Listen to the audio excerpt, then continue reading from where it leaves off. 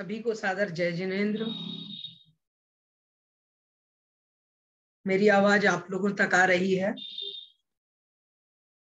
चलिए शुरू करते हैं आज की कक्षा। ओम नमः सिद्धेभ्यः, ओम नमः सिद्धेभ्यः, ओम नमः सिद्धेभ्यः। नमो अरिहंताणं, नमो सिद्धाणं, नमो आयर्याणं, नमो वज्रायाणं,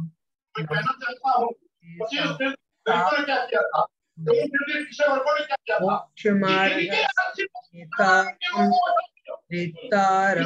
कर्मभूभृतां ज्ञातारं विश्वतत्त्वानां वंदे तद्गुणलब्धये। बोलिए पंच परमेष्ठी भगवान की जय। द्वादशांगमयी जिनवाणी माता की जय। आचार्य भगवत उमा स्वामी महाराज की जय। आचार्य श्री 108 विद्यासागर जी महाराज की जय। मुनि पुंगव श्री 108 सुधा सागर जी महाराज की जय। अढ़ाई द्वीप संबंधी समस्त मुनिराजों की जय। अहिंसामयी जैन धर्म की जय। सभी को जय जिनेंद्र। हम लोग तत्वार्थ सूत्र जी ग्रंथ का स्वाध्याय कर रहे हैं और हमने अभी तक दो कक्षाएं की हैं। पहली कक्षा में तो केवल हमने ग्रंथ का परिचय प्राप्त किया और उसके बाद की दो कक्षाएं हुई थी, उनमें हमने कुछ सूत्रों को पढ़ा था। आइए एक बार हम लोग फटाफट रिवीजन कर लेते हैं कि हमने अभी तक क्या क्या पढ़ा हुआ है। मैं स्क्रीन शेयर करके आपको दिखा देता हूं कौन कौन से सूत्र हमने अभी तक पढ़ लिए हैं। सबसे पहला सूत्र हमने पढ़ा था सम्यक दर्शन ज्ञान चारित्राणि मोक्ष मार्गः। इस सूत्र में बताया था कि सम्यक दर्शन, सम्यक ज्ञान और सम्यक चारित्र ये तीनों मिलकर के मोक्ष मार्ग बनाते हैं। और फिर बताया कि सम्यक दर्शन क्या है। तो जब पूछा गया कि सम्यक दर्शन किसे कहते हैं तो उसका अर्थ बताया तत्वार्थ श्रद्धानम सम्यक दर्शनम। तत्वार्थ का श्रद्धान कर लेना अर्थात 7 तत्वों का, 9 पदार्थों का, उनके स्वरूप का निश्चय पूर्वक जो सही श्रद्धान है उसका नाम है सम्यक दर्शन। और इस सम्यक दर्शन के बाद में फिर हमें यहाँ पर इन्होंने बताया कि वह सम्यक दर्शन कैसे हो सकता है, या किस प्रकार से होता है। तो सम्यक दर्शन का इन्होंने एक सूत्र बताया है कि तन निसर्गा दधिगमाद्वा। ये सूत्र कल हम लोगों ने पढ़ा था। इस सूत्र में यह बताया गया है कि सम्यक दर्शन 2 प्रकार का है। पहला तो सम्यक दर्शन वह है जो निसर्गज है, मतलब जो बिना किसी उपदेश के हो जाता है। दूसरा होता है अधिगमज, जो होता है कैसा, जो उपदेश आदि के द्वारा प्राप्त होता है, किसी मुनिराज के अथवा कोई केवली भगवान के उपदेश से या किसी भी प्रकार के उपदेश से जो सम्यक दर्शन हो रहा है वो अधिगमज सम्यक दर्शन कहलाया जाए। मतलब कोई विशेष अंतर नहीं आएगा कि उसमें कोई अंतर आ जाएगा, लेकिन सम्यक दर्शन तो सम्यक दर्शन ही है, लेकिन उत्पत्ति की अपेक्षा 2 भेद इसके किए हुए हैं। सामान्य रूप से यहाँ तक ये बात हमने पढ़ी। फिर प्रश्न उठता है, आपने कहा था कि तत्वार्थ का श्रद्धान करना, 7 तत्वों का सही श्रद्धान कर लेना, इसका नाम सम्यक दर्शन है। तब ये बताइए कि ये तत्व है कौन से, ये तत्व है क्या। तो 2 बात इन्होंने कही है। तो प्रश्न यहाँ पर उठता है कि तत्व कौन कौन से हैं। भाई तत्व तो बताइए, तब तो हम उस पर श्रद्धान करेंगे। तो यहाँ पर इन्होंने एक सूत्र दिया हुआ है, 4 नंबर का सूत्र है, जिसका कल हम लोगों ने उच्चारण किया और पता ही नहीं चला कब समय निकल गया। और कल हम लोग जो यहाँ पर पढ़ रहे थे इस वाले सूत्र को, और ये वाला सूत्र हमारा आधा ही हो पाया था। एक बार फिर से मैं इसका उच्चारण कर देता हूँ, आप लोग एक बार इसको अच्छे से सुन लीजिएगा। जीवा जीवाश्रव बंध संवर निर्जरा मोक्षास तत्वम। जीवा जीवाश्रव बंध संवर निर्जरा मोक्षास तत्वम। जीवा जीवाश्रव बंध संवर निर्जरा मोक्षास तत्वम। यह जो सूत्र है, इस सूत्र में 7 तत्वों को बताया गया है कि 7 तत्व होते हैं। तत्व कितने हैं, तो बताया 7 तत्व हैं। कौन कौन से हैं, तो मैंने बताया था यहाँ पर जो है संधि है। एक सेकंड में आपको बता देता हूं। जैसे जीवा जीवाश्रव जो है ना, यहाँ पर संधि है। जीव अजीव अलग अलग हो जाएंगे, जीव और अजीव यहाँ पर दीर्घ संधि हो जाने से जीवा जीव हो गया। ऐसे ही जीवाजीव, फिर अजीव और आश्रव में संधि हुई, दीर्घ संधि हुई तो अजीव आश्रव लिख दिया। लेकिन ये अलग अलग करेंगे तो अजीव और आश्रव अलग अलग हो जाए। तो कुल मिलाकर के बात यह है कि जीव अजीव आश्रव बंध संवर निर्जरा और मोक्ष, ये कौन है, ये तत्व है। ठीक है, अब यहां पर बात उठती है कि आपने यहाँ पर ये जो कहा है, यहाँ भी देखिएगा ये जो सूत्र में यहाँ ये जो आया है मोक्षास तत्वम, इसको थोड़ा सा देख लीजिए। ये अलग अलग हो जाएंगे, मोक्षाह अलग हो जाएगा। ये देखिए यहाँ नीचे नीचे वाली लाइन में इन्होंने मोक्षाह दिया हुआ है, तत्वम अलग दिया हुआ है।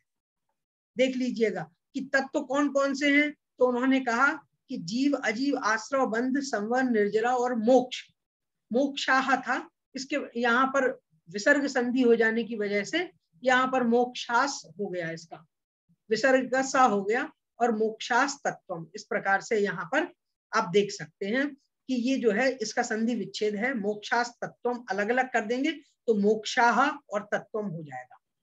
ठीक है, अब इसका अर्थ एक बार देख लेते हैं। अर्थ तो सामान्य ही है, ज्यादा कठिन इसका कोई अर्थ नहीं है।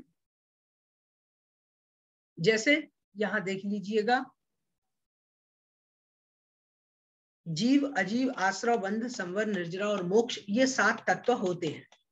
इनका हमें श्रद्धान करना है। जिनका श्रद्धान करना है उन 7 तत्वों के बारे में यहाँ पर बताया गया है।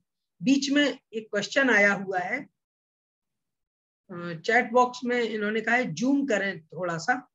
ठीक, मैं अभी जूम कर लेता हूं, शायद दिख नहीं रहा होगा। एक सेकेंड,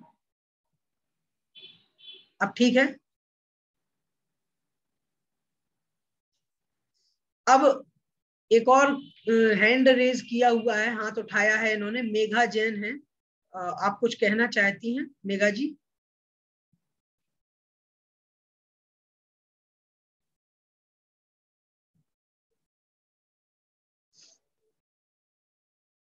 एक सेकंड में अनम्यूट कर देता हूं आपको।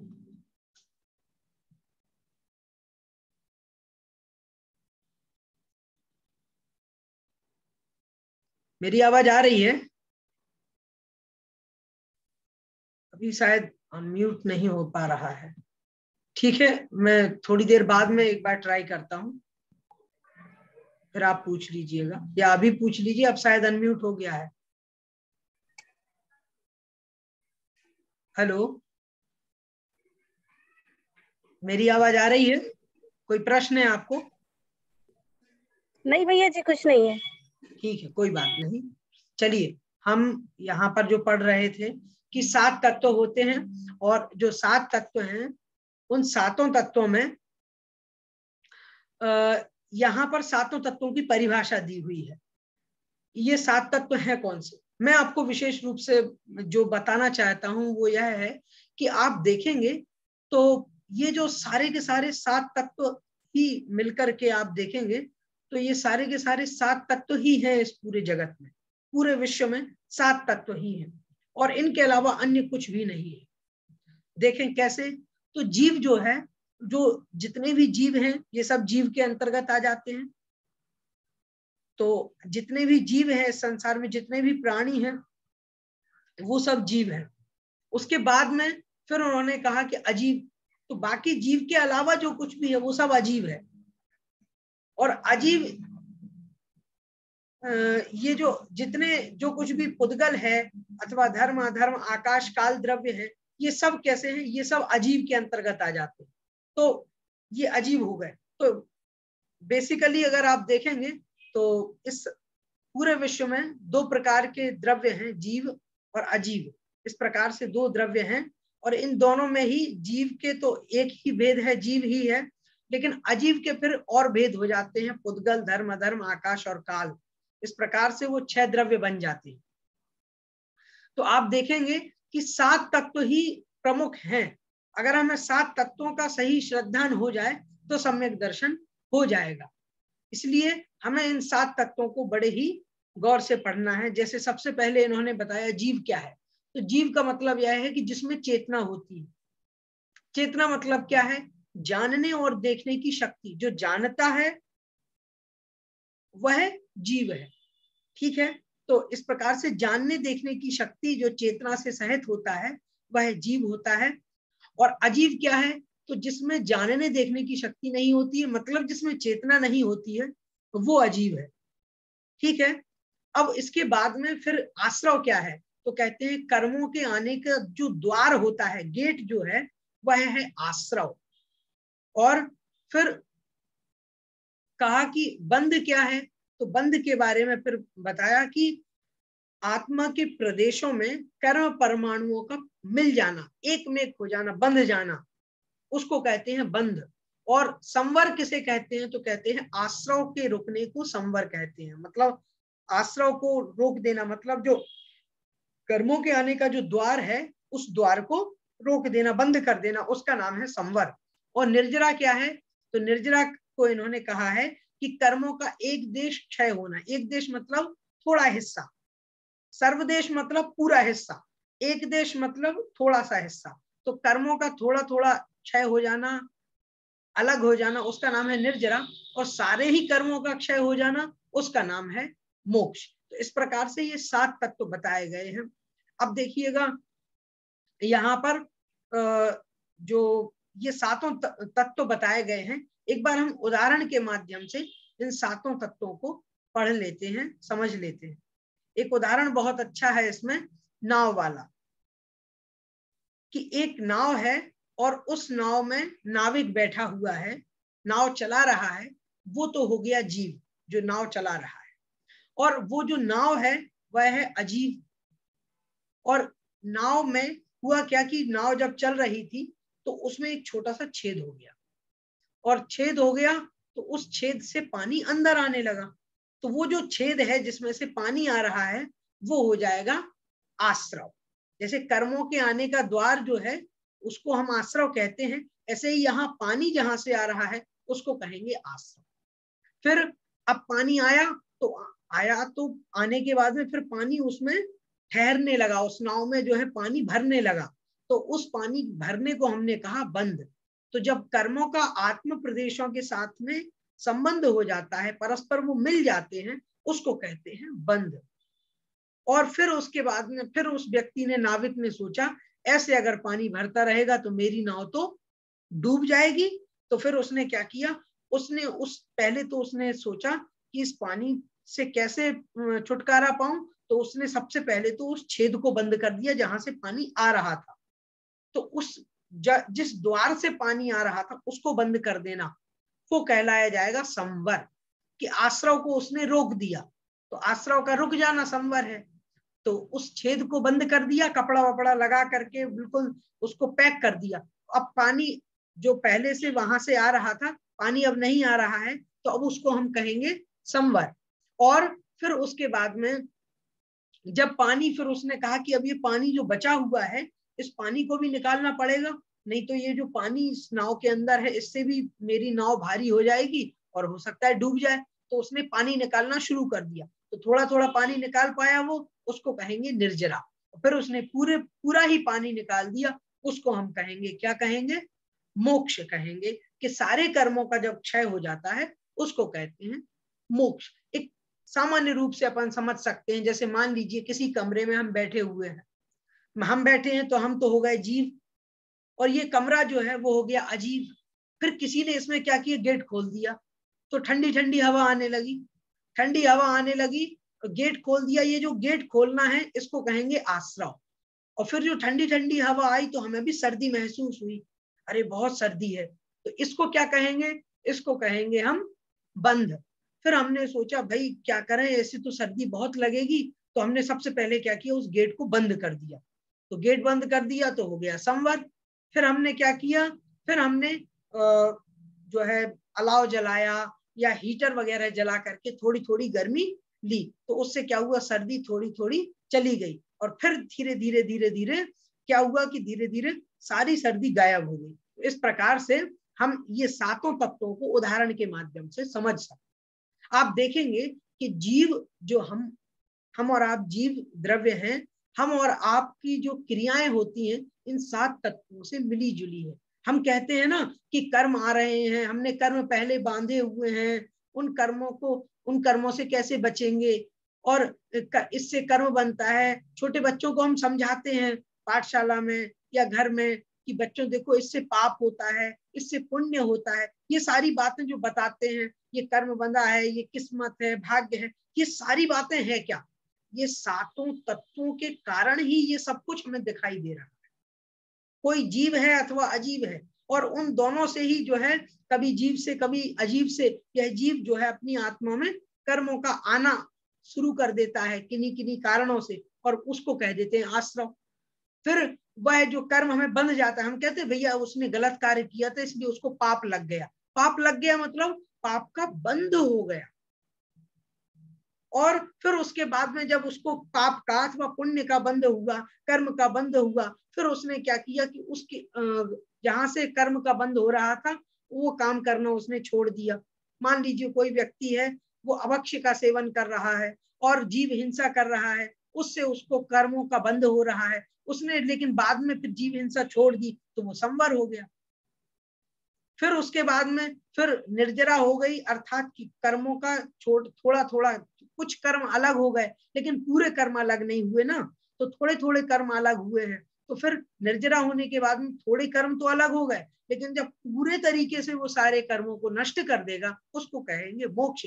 और यह मोक्ष जो है अंतिम तत्व है, और इस अंतिम तत्व की यात्रा हमको करनी है। अभी तक हम लोग ये सातों तत्वों में से जीव तो हम स्वयं है ही, अजीव, आश्रव, बंध, संवर, निर्जरा, इन सब में हम पड़े हुए हैं। इन सबसे दूर हट करके हमें इस एक जो अंतिम तत्व है उसको प्राप्त करना है, मोक्ष तत्व को। तो यहाँ पर इन सातों तत्वों का सही श्रद्धान कर लेना, इसका नाम इन्होंने बताया है कि यही सम्यक दर्शन है। अब आगे का जो सूत्र है उसको पढ़ाने से पहले मैं एक बार चाहूंगा यदि किसी का कोई प्रश्न है तो चैट बॉक्स में, अथवा यहाँ पर आप मुझे हैंड रेज करके बता सकते हैं। किरण जी कुछ कहना चाहती हैं, पूछिएगा। सर यहाँ पे जो तत्व है वो एग्जैक्ट क्या होता है? तत्व का मतलब क्या है? तत्व से तात्पर्य यह है कि भाव, तत्व से मतलब द्रव्य का जो भाव होता है उसको तत्व कहते हैं। एक एग्जाम्पल के थ्रू समझाएंगे? तत्व से हमें अगर समझना है तो ये समझ सकते हैं कि इस संपूर्ण विश्व में जितने भी पदार्थ हैं उनका जो भाव है या वो किस कारण से हैं, ये समझ सकते हैं। मतलब जितने भी पदार्थ हैं, जीव हो अथवा अजीव हो, ये सब किस कारण से हैं, उसका नाम तत्व है। जैसे हम जीव हैं तो हम यहाँ पर हैं, हमें ये मनुष्य पर्याय मिली है, ये किस कारण से मिली? तो फिर प्रश्न उठता है कि आपने पहले ना कर्म का आश्रव किया हुआ था, बाद में फिर क्या हुआ कि कर्म बंध गया, आयु कर्म बंधी, मनुष्य आयु बंध गई आपकी पिछले किसी पर्याय में। अब वो जो आपको जो मनुष्य आयु बंधी हुई है ना, वो इस समय क्या हो रहा है, उसकी निर्जरा हो रही है। मतलब वो धीरे धीरे आपकी मनुष्य आयु उदय में आ रही है। और वो जो है वो अभी हम यहाँ पर हैं, उसका कारण क्या है? ये आश्रव, बंध, संवर, निर्जरा, ये सारे तत्व ही उसके कारणभूत बने हुए।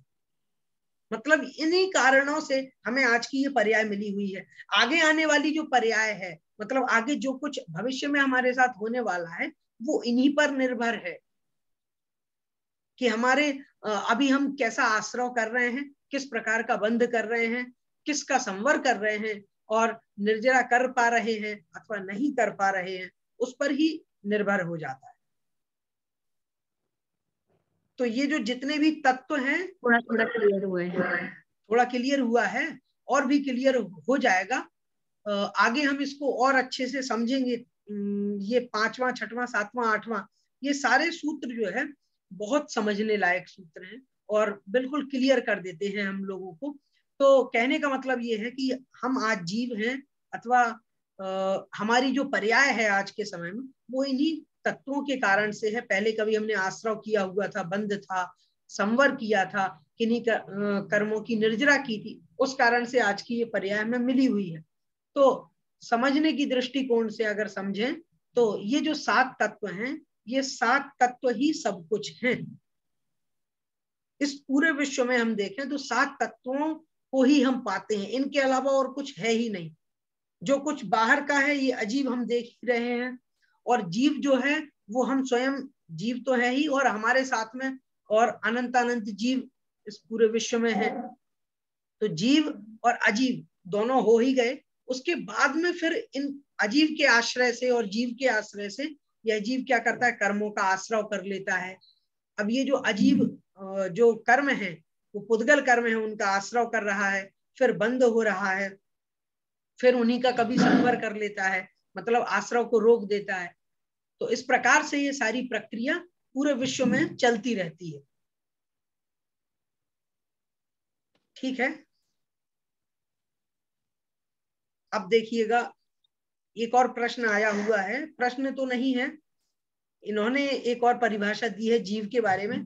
जो जी रहा था, जी रहा है, चैट बॉक्स में आप पढ़ेंगे तो एक विजय जी ने एक परिभाषा दी है, जो जी रहा था, जी रहा है, जिएगा, वह जीव है।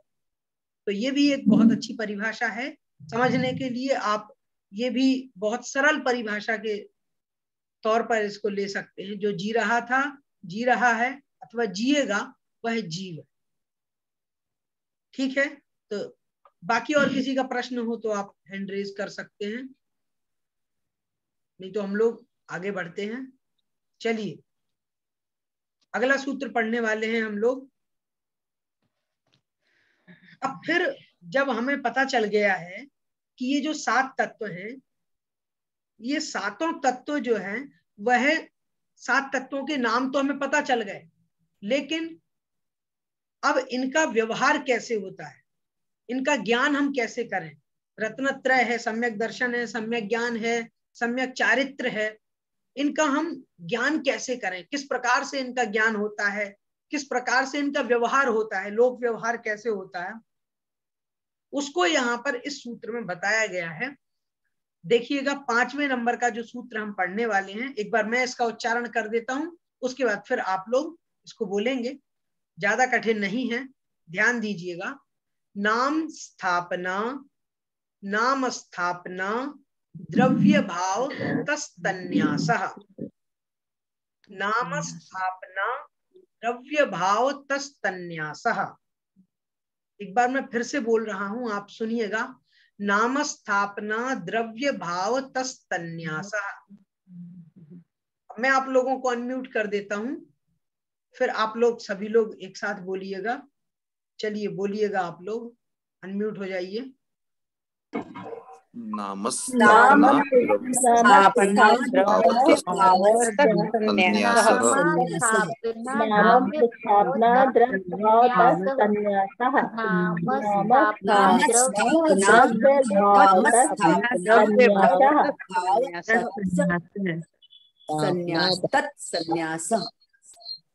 बहुत बढ़िया।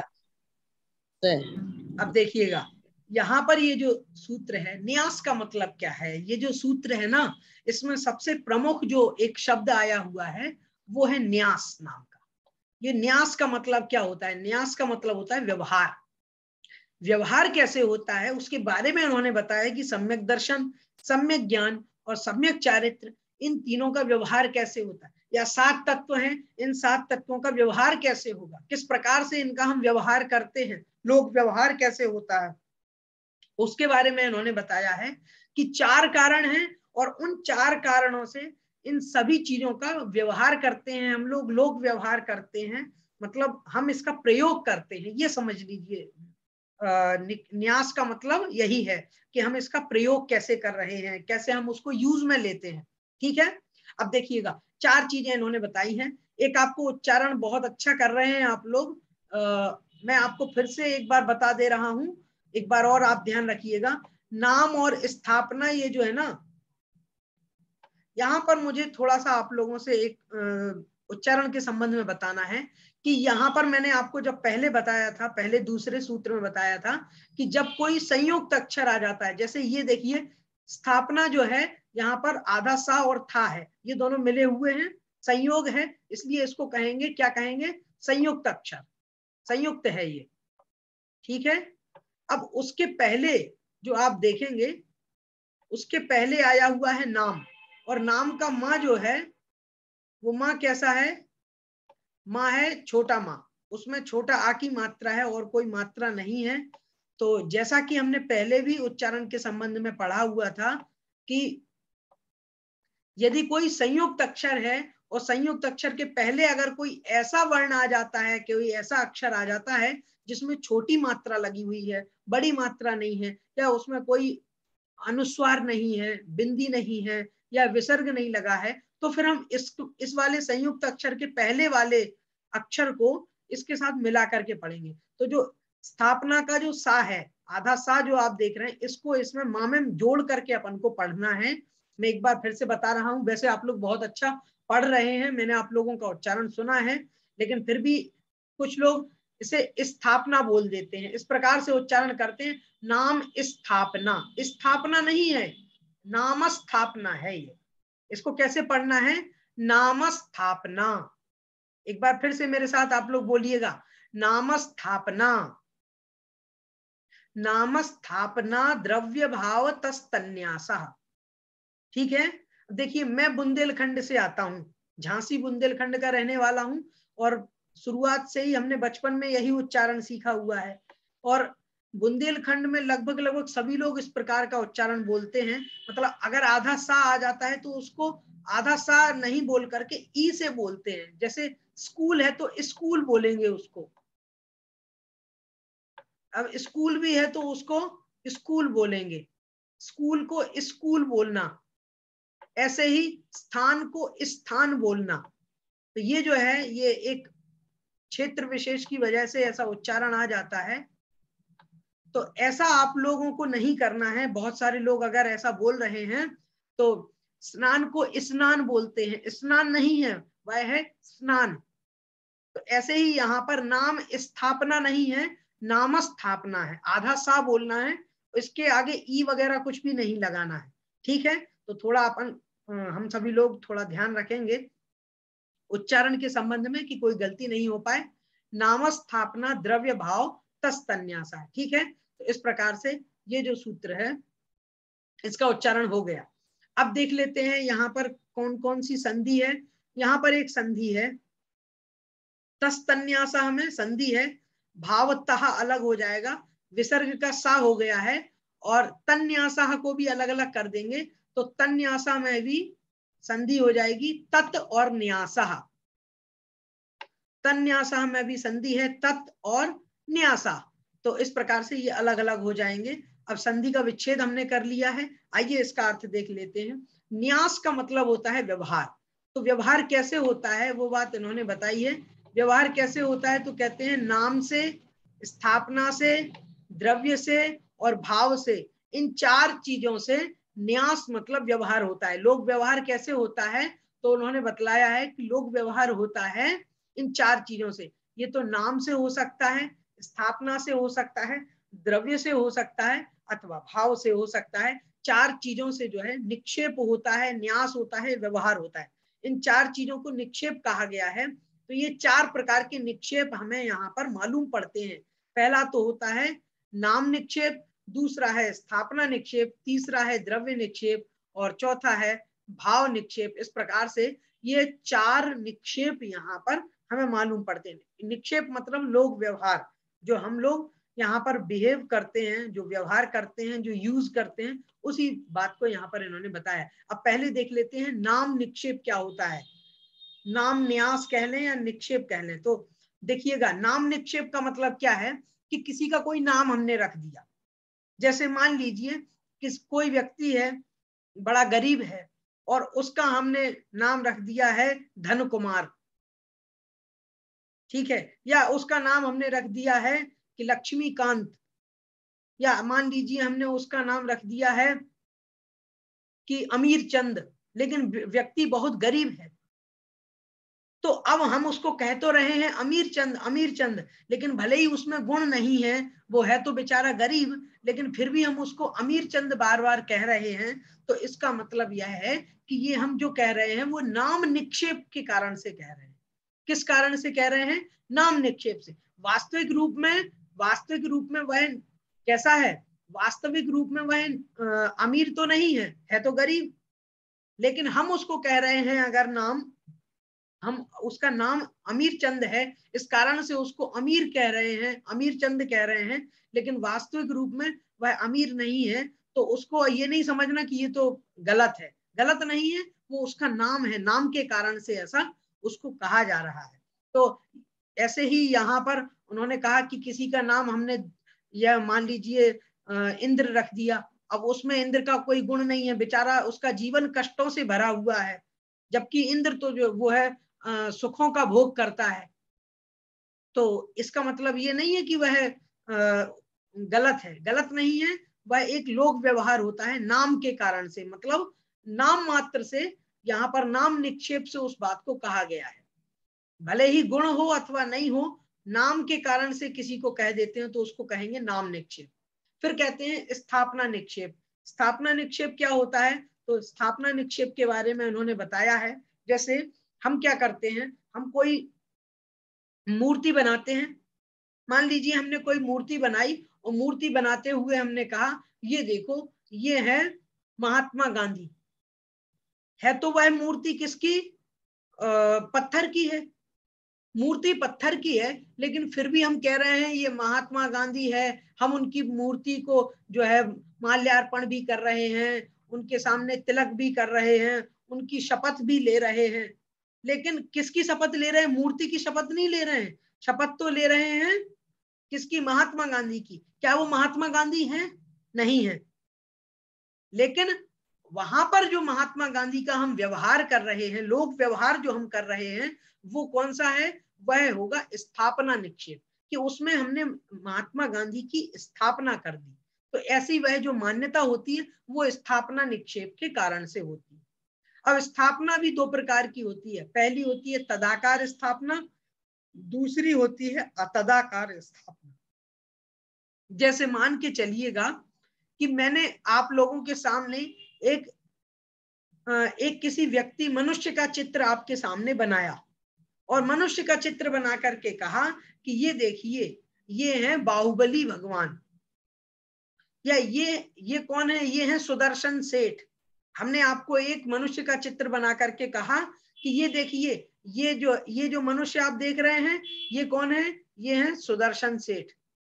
तो इसको हम क्या कहेंगे? इसको कहेंगे तदाकार स्थापना। तो जो तदाकार स्थापना की बात हो रही है कि उसी आकारवान में उसी आकारवान की मान्यता कर लेना, मतलब जिसका जैसा आकार है उसी आकार की मान्यता कर लेना, उसका नाम है तदाकार स्थापना।